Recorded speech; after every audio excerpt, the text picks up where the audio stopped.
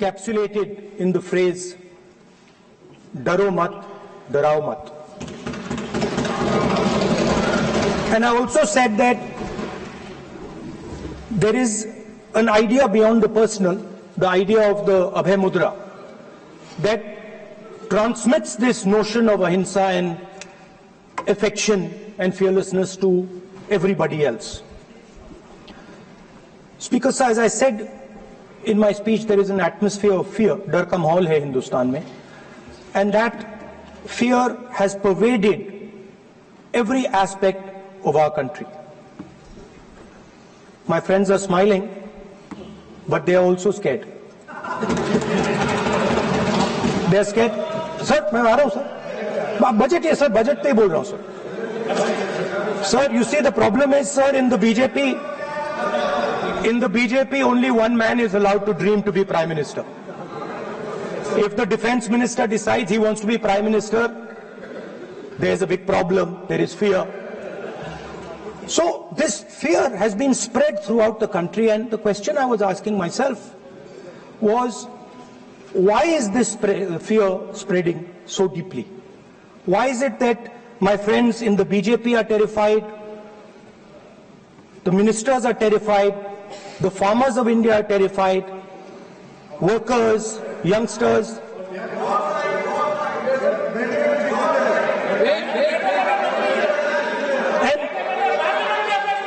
And इसके बारे में मैंने सोचा, काफी सोचा, और एक जवाब मैं प्रपोज करता हूं आज. स्पीकर सर, हजारों साल पहले हरियाणा में कुरुक्षेत्र में एक युवा को, अभिमन्यु को, 6 लोगों ने चक्रव्यूह में मारा था. 6 चक्रव्यूह में फंसाकर मारा था. सर, चक्रव्यूह के अंदर डर होता है, हिंसा होती है, और अभिमन्यु को चक्रव्यूह में फंसाकर, ट्रैप कर 6 लोगों ने मारा. मैंने चक्रव्यूह के बारे में थोड़ी रिसर्च की और पता लगा कि चक्रव्यूह का एक दूसरा नाम होता है, पद्मव्यूह, मतलब लोटस फॉर्मेशन. तो जो चक्रव्यूह होता है स्पीकर सर, वो लोटस के शेप में होता है, कमल के फूल के शेप में होता है. 21वीं सदी में सर एक नया चक्रव्यूह तैयार हुआ है. स्पीकर सर, वो भी लोटस की शेप में है सर, और उसका चिन्ह प्रधानमंत्री जी अपनी छाती पर लगा के चलते हैं. सर, जो अभिमन्यु के साथ किया गया था, जो अभिमन्यु को चक्रव्यूह में फंसाया गया था, वही हिंदुस्तान के साथ किया गया है. हिंदुस्तान के युवाओं के साथ, हिंदुस्तान के किसानों के साथ, हमारी माताओं बहनों के साथ, स्मॉल बिजनेसेस के साथ, मीडियम साइज बिजनेस के साथ. सर, अभिमन्यु को 6 लोगों ने मारा था.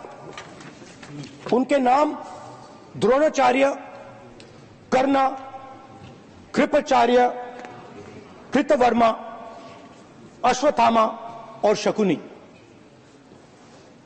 सर, आज भी चक्रव्यूह के बीच में 6 लोग हैं.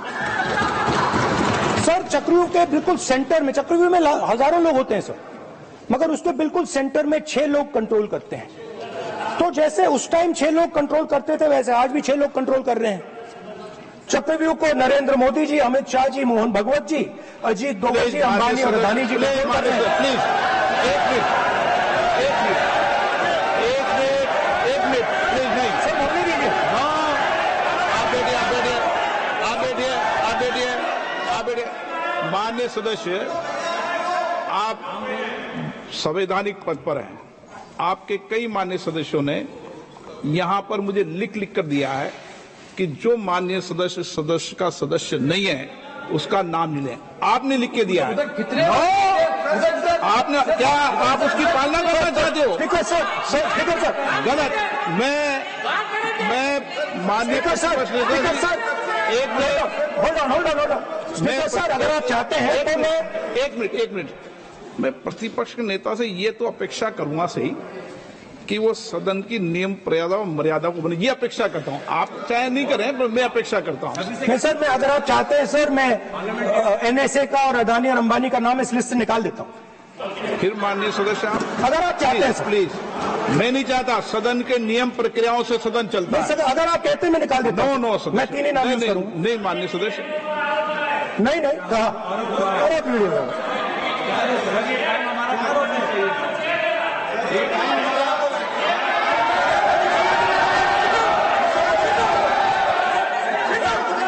मत उठिए सब प्लीज, या आप समझेंगे।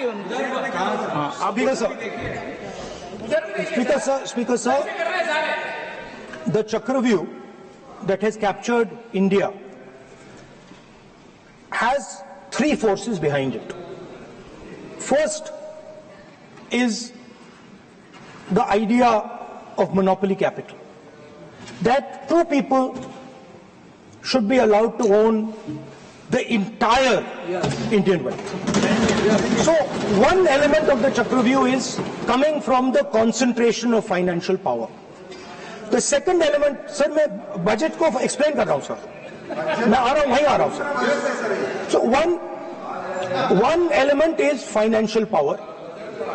The second element is the institutions, the agencies, CBI, ED, Income Tax Department of this nation, and the third is the political executive.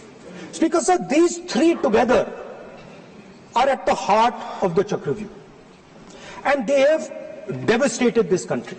Speaker sir, my expectation was that this budget would weaken the power of this Chakravyuh, that this budget would help the farmers of this country, would help the youth of this country, would help the laborers, the small businesses of this country.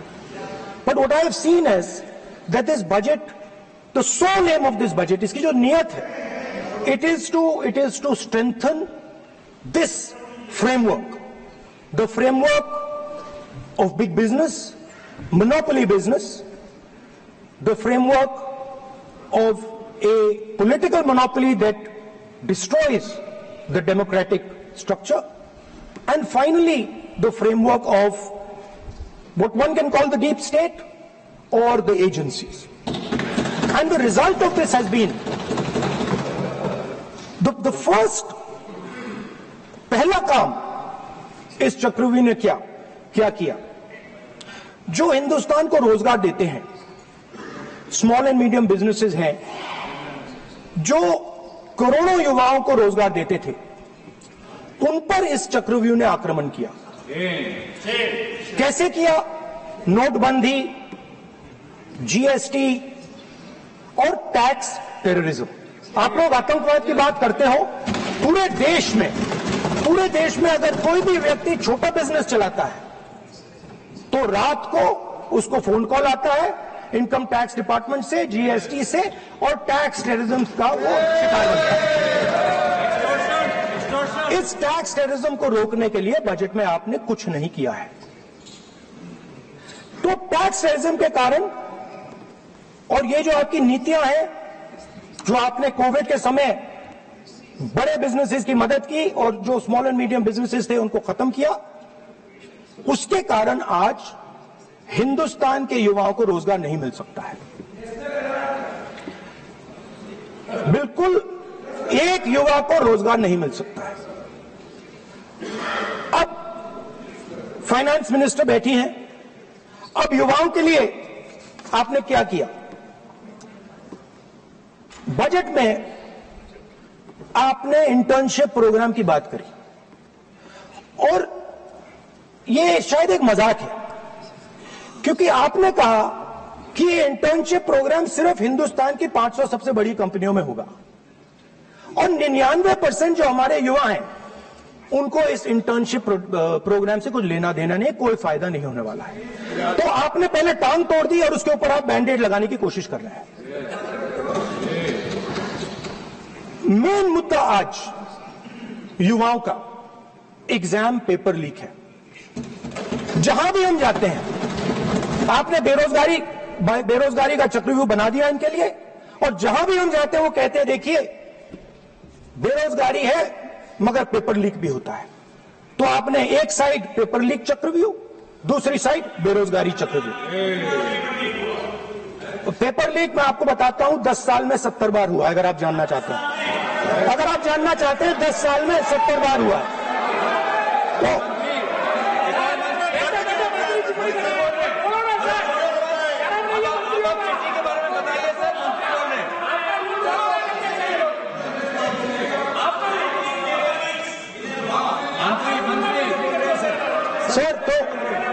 Sir तो paper leak के बारे में finance minister ने budget में एक शब्द नहीं कहा है।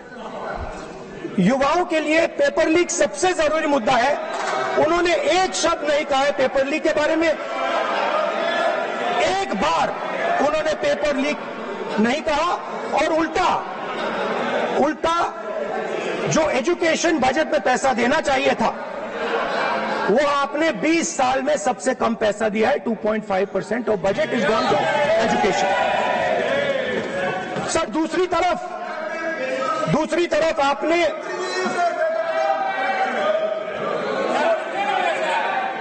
आपकी नहीं मानते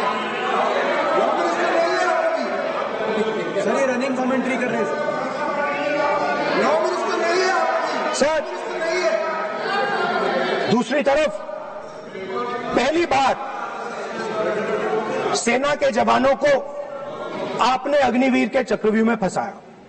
सही बात। इस बजट में अग्निवीरों के पेंशन के लिए 1 रुपया नहीं है।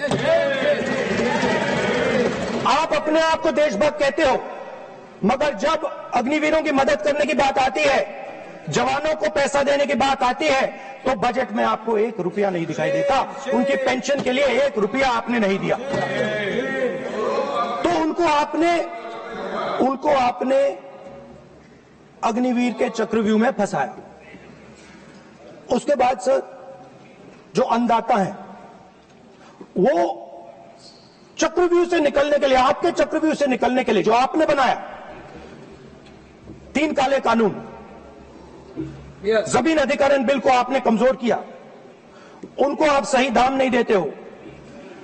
इस चक्रव्यूह से निकलने के लिए उन्होंने आपसे सिर्फ एक चीज मांगी है, 2 चीजें नहीं मांगी है, सिर्फ एक चीज मांगी है। उन्होंने कहा है कि हमें लीगल गारंटीड एमएसपी दे दें।